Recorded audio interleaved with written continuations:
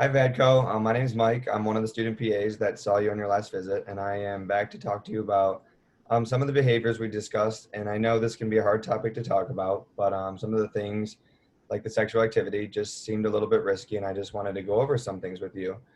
Can you tell me a little bit more about your sexual behavior?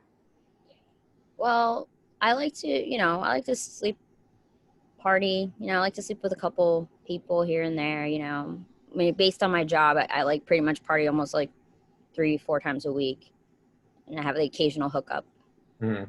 So you're always on the move being a TV producer. So do you always sleep with men or women, or is it both? It's both, but recently it's been mostly men. Yeah. So the men to women ratio, how much would you say?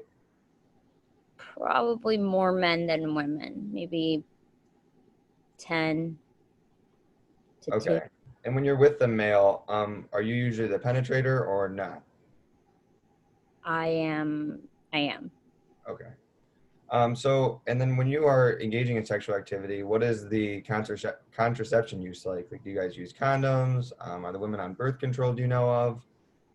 Well, I like not. I like to not use condoms, but I'm not sure if the women I slept with were on birth control, but I mean, I'm sleeping with men, so I really don't care if I don't run the risk of them getting pregnant. Hmm. Well, does this concern you in any way? No, not really. Because like the times you do sleep with women, that you could have a child or they could become pregnant. And even with males, I want to let you know that condoms don't just protect against pregnancy; they are also there as a barrier for sexual transmitted infections. So, do you know a little bit about those or no? Mm, I mean, I've heard of a few, but I mean, I'm not really concerned. I just don't like using condoms. They don't feel good. Hmm.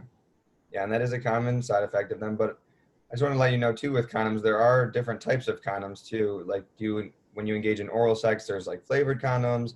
When you engage in anal sex, I know there's like ultra thin condoms. So there is different variations you can try. Have you tried any of these recently or no? No, I haven't. Okay. Well, I have a question for you. What would be the worst thing you think if you continue to do like not using condoms on both sides with men and women? Well, for women, probably get them pregnant. Hmm. Um, with men, I probably run the risk of like HIV or something. Hmm. I guess that'd be the worst. Do you see those as problems in any way or no? Yeah, I do. I can see them as a problem. So could you just tell me, I'm going to get into some advantages and disadvantages here. Can you just tell me some advantages that you see of not using or of not using a condom? I mean, aside from the STDs, not really, but And what are the disadvantages of not using a condom? mm, probably getting someone pregnant and catching something. Okay, and now we're going to switch to the other side. So tell me about the advantages about of wearing a condom. Not getting someone pregnant and not catching something. Yes. And then what about the disadvantages of wearing a condom? It's not going to feel good. Yeah. So we talked about a lot of what we talked about is the risks and the benefits, and it seems like to me and to you that the benefits here outweigh the risks. Do you feel that way or no?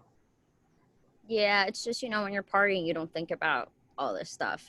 Hmm. Drinking, doing coke, and just that doesn't cross your mind. You're just Yeah. having a good time.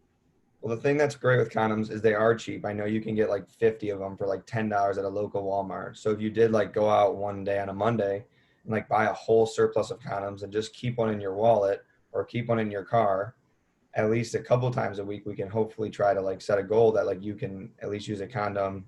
Because saying to do it 100% of the time right now probably isn't realistic. You're partying and drinking. So I think we should set a good SMART goal before you leave today. Okay. Would you like to try that? Yeah, sure. So I say you go to the store and maybe like on Monday and you buy like a huge box of condoms so you have the surplus and you don't have to keep going back and forth. And you just put one in your wallet and you keep one in your car. And as you try to remember before you engage in sexual activity to grab the condom, it could be super beneficial. Okay, I never thought of it like that. I mean, I just, I'm always on the go, so those things don't even occur to me. Yeah. And like I said, in the long run too, it's not just the pregnancy thing with women. If you're sleeping with men 75% of the time, there is a risk, especially if you're doing anal penetration, there is a risk of anal tearing, and that's how you introduce bacteria to your body, and that's how you end up getting a sexually transmitted disease. So we really want to avoid that. And it sounds like you're sleeping with males and females a lot because of your job and your habits. So we just want to be as protective as possible. Okay. So let's try to keep up with that goal. And next time we meet, we'll discuss. Okay. Sounds good. Thank you Thank for sharing with me.